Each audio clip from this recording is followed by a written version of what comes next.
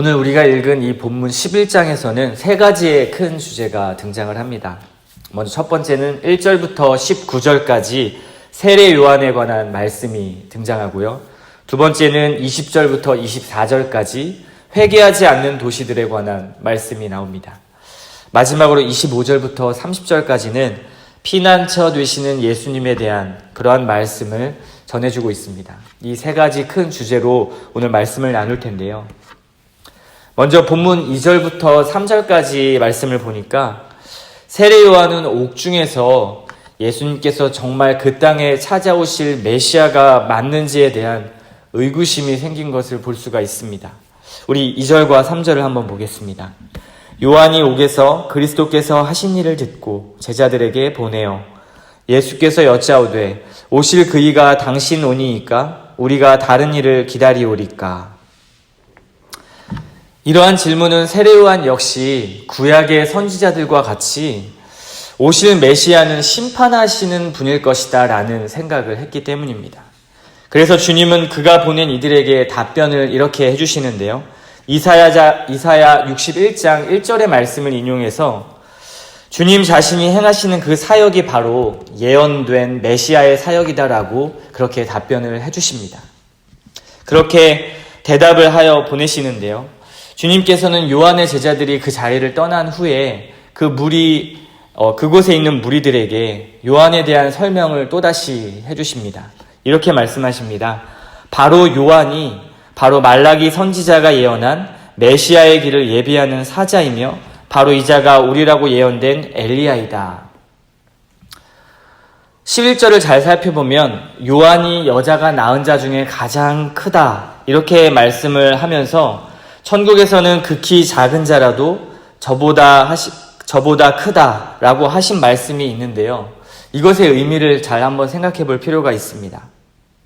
주께서는 지금 여자에게 난 자라는 이 관용적 표현을 하시는데 이것은 인간의 출생을 말씀하시면서 천국으로 들어가는 출생, 즉 거듭남과 이렇게 대조해서 말씀을 하고 계신 것입니다.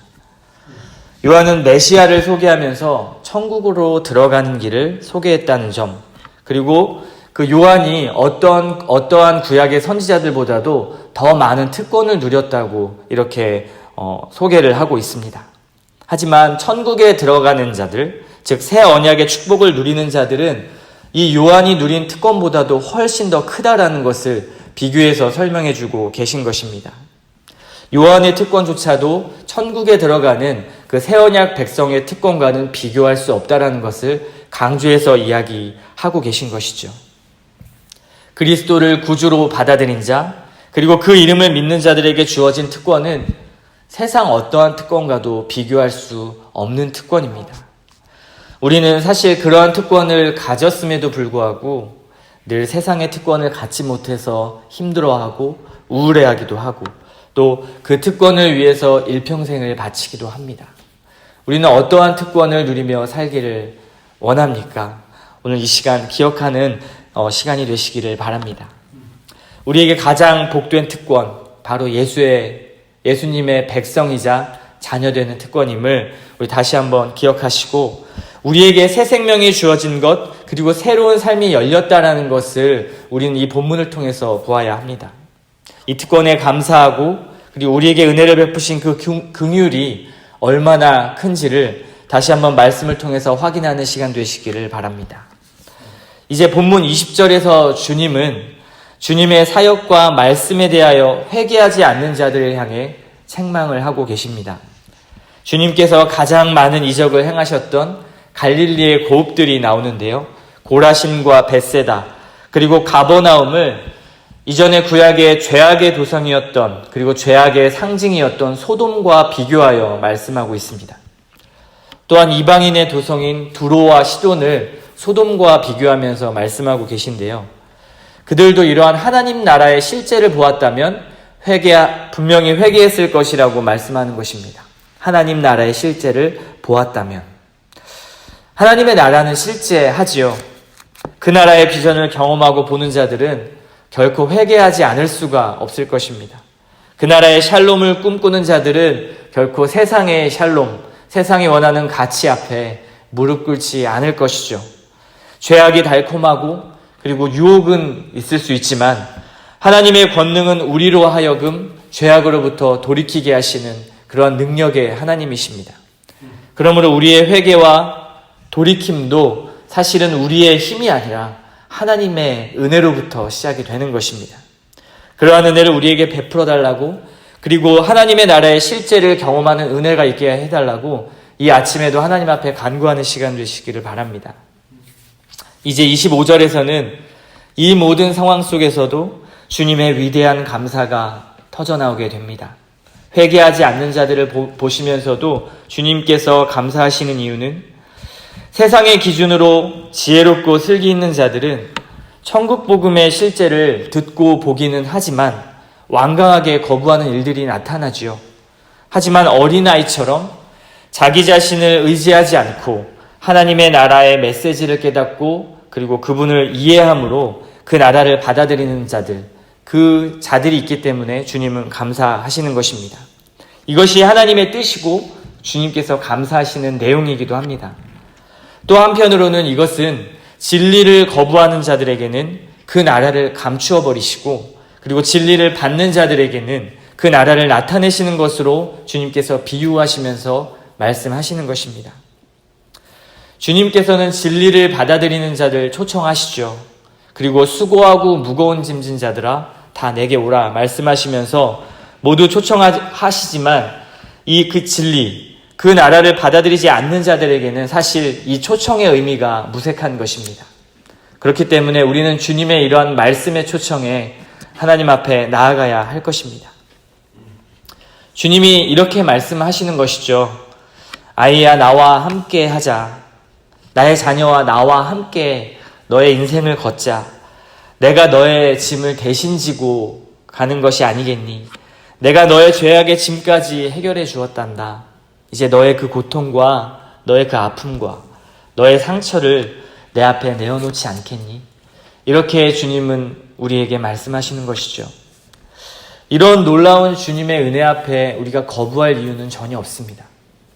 주님은 우리를 위해 오신 분이시고, 그리고 우리를 위하여 십자가를 대신 져주시는 분이기 때문에 우리는 주님의 이러한 은혜를 거부할 이유가 없습니다.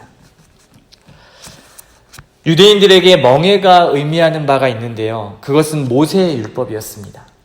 29절에 보면 주님이 하신 말씀이 나의 멍에란 주님의 해석이 더해진 율법입니다. 마음이 쉼을 얻는다는 말씀은 전인적인 구원을 얻는다라는 이러한 약속이시죠. 멍에가 소 2마리를 서로 연결해주는 도구였다라면 그러한 점을 생각할 때 예수님의 멍에를 우리가 함께 지고 가는 것은 오히려 우리에게 가벼운 일이 되는 것입니다. 이것은 내가 내 마음대로 가려고 하지 않고 예수님을 따라가려는 그 마음에서 예수님께 함께 나아갈 때만 이러한 일들이 생겨나는 것입니다. 예수님만이 나의 머리가 되시고 예수님만이 나의 지혜가 되시고 그리고 예수님만이 나의 영혼을 책임지시는 책임자라는 것을 안다면 예수님이 말씀하시는 나의 멍에를 메고 함께 갈 수 있는 것이죠. 우리의 멍에는 내려놓고 예수님의 멍에를 함께 지는 것입니다. 그러나 가만히 보고 있을 사탄은 아닙니다. 하나님의 나라를 대적하는 세력이 많아지면서 이제 공격도 매우 거세집니다. 그러나 하나님의 나라는 그럴수록 더욱 강해지고 하나님의 권능은 더욱 나타나게 됩니다. 하나님의 나라의 일꾼들은 세상의 장단에 맞추어 살지 않고 살 수도 없는 자들이기 때문에 수많은 욕과 수많은 비난을 감당하게 되는 것입니다. 그러면서 하나님의 나라는 더욱 전진해 나갈 것이고 하나님의 일하시는 방법들은 더욱 놀라게 나타나게 되는 것입니다. 그렇기 때문에 이러한 길은 그리스도의 멍에를 메고 그리스도와 함께 그리스도를 따라가는 길이 되는 것입니다. 보기에는 무거워 보일 수도 있고 보기에는 힘겨워 보일 수 있습니다. 그러나 예수님과 멍에를 함께하는 자들은, 즉 예수님과 동행하는 자들은 무겁지 않고 능히 감당할 수 있는 길이라는 것을 이 시간 마음의 확신으로 나아가시기를 소원합니다. 예수님과 함께하는 인생은 어떠한 상황에서도 절대 패배하지 않는 그러한 인생입니다. 패배하는 것 같이 보이지만, 그리고 나는 패배하는 것 같지만 주님은 패배하지 않으시기 때문에 우리에게 승리가 보장된 것입니다. 왕이시며 통치자이신 그 예수께서 십자가에 매달리신 이유, 그리고 그렇게까지 하시면서 돌아가시면서 사탄이 승리하는 것처럼 보이겠지만 결국 이 십자가는 주님의 승리의 방식인 그러한 십자가였습니다. 우리의 인생의 길이 날마다 실패하는 것 같고, 그리고 다른 사람들에 비해서 우리가 못난 삶을 사는 것처럼 보일지 모르겠지만 결국에는 하나님께서 승리하셨다라는 것, 그리고 주님께서 승리하시는 방식이 이러한 섬김의 방식이라는 것을 여러분들 기억하시기를 바랍니다. 주님은 결국 죽음을 이기셨고 부활하셨습니다. 그리고 모든 악에 대해서, 사탄의 세력에 대해서 능히 승리하시는 그러한 분이셨습니다. 그러한 주님과 우리가 동행하는 것입니다. 그러한 주님의 멍에를 메고, 그리고 주님을 의지할 때 나의 힘이 쭉 빠지고 주님의 힘이 드러나는 것이죠. 우리의 신앙에 우리의 힘을 빼는 일이 참 어렵습니다. 내 힘으로 될 것 같고 또 자기 잘난 맛에 사는 그러한 사람들이 많이 있습니다. 주님은 그 힘을 빼시기 위해서 여러 가지 적절한 많은 훈련들을 허락하시는데요. 그 훈련의 과정에서 주님의 손을 꼭 잡는 것, 그리고 주님을 의지하는 것이 너무나 중요합니다. 아직도 내가 무엇을 할 수 있는 능력이 있다라고 생각하신다면 그것은 육을 위한 일일 것입니다. 그러나 주님과 함께하고 그분을 의지하는 삶은 영과 육뿐만 아니라 하나님의 나라를 위한 삶으로 더욱 나아가게 만드는 힘이 됩니다. 그 삶이 무거운 짐을 내려놓은 형식과 의무에서 벗어난 우리에게 참 자유를 주는 신앙입니다. 이 신앙은 방관을 말하는 것이 아니죠. 오직 주님의 울타리 안에 거하는 그러한 양의 자유입니다.